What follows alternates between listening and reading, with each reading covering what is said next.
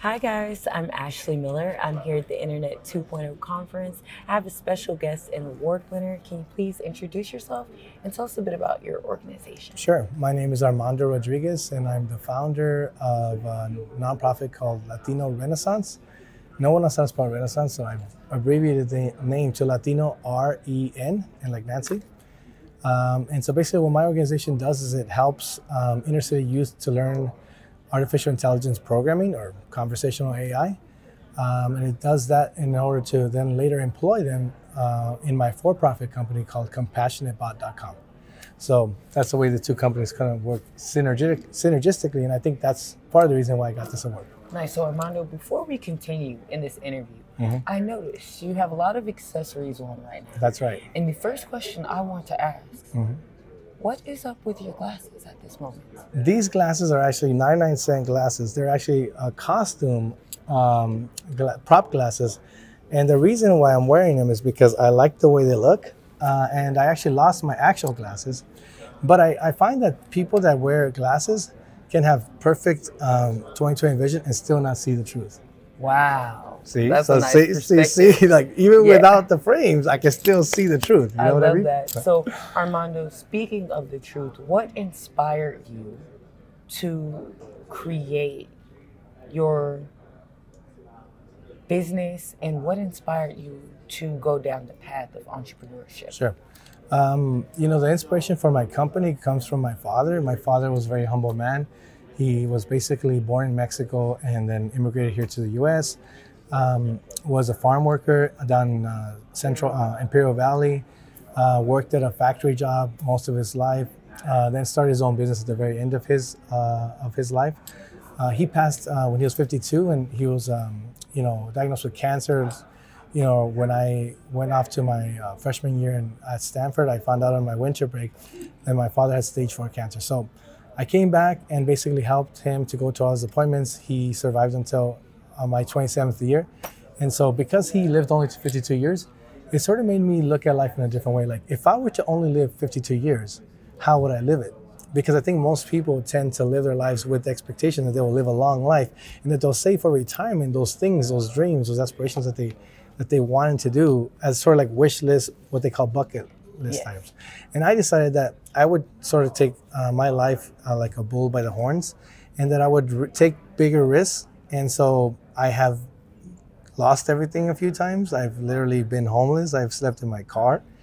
All these things because I believe that there should be something, some organization that was there as a safety net for people that dropped out of high school, college, any dream that you failed to accomplish. I feel like there wasn't a system or an organization that was there to help those people. So that was sort of the impetus for it. The origin of it was to try and create something where you could find a mentor, find a program to get back on track. So really what Latino Renaissance does is it's something that it's an organization that's a conduit for your dream. That is amazing, and my condolences as well with getting into your journey and because your story has such impact and connect with others for other people that may be going through that evolution stage where you lose a lot and they may be losing their faith in their persistence or maybe determination. What are some words that you would give them to encourage them on their journey? Sure. I think that if you really are determined, if you really know what your purpose is, which in many places is called Dharma, if you know your Dharma, then you have confidence that that's what you're supposed to do. Like, we're all here for at least one very significant thing, if not many. And so when you know that you have a purpose, then you basically are able to focus. And even when you have a setback, because I don't like the F word, to me the F word is failure, right? Is even when you have a setback, you have the confidence of knowing that this is why you're on this planet. Like, you have a purpose.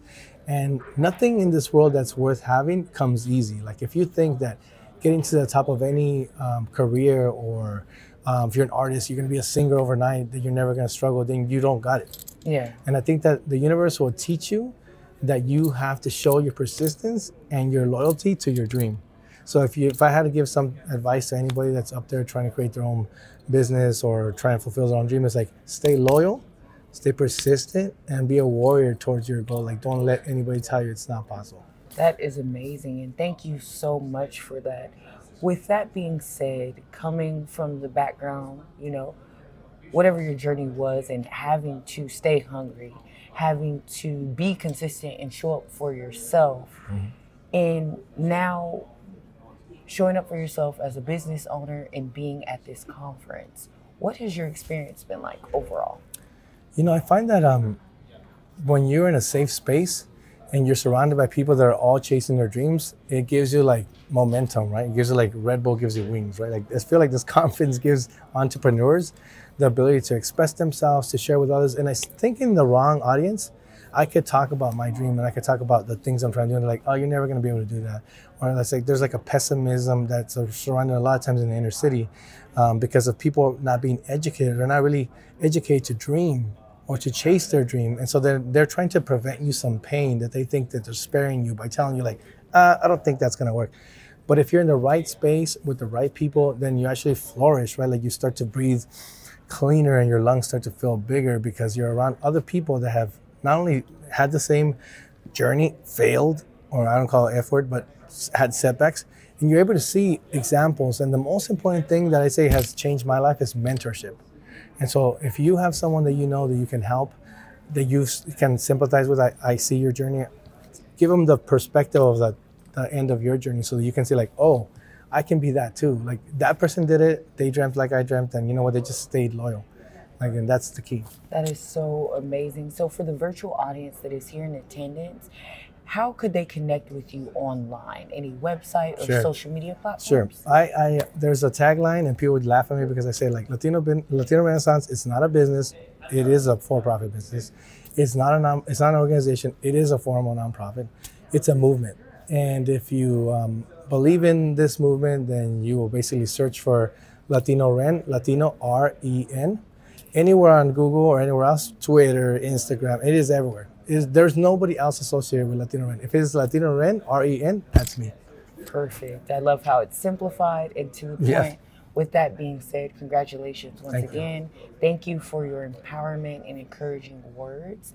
And it's been a pleasure speaking with you. Likewise, my pleasure as well. No problem.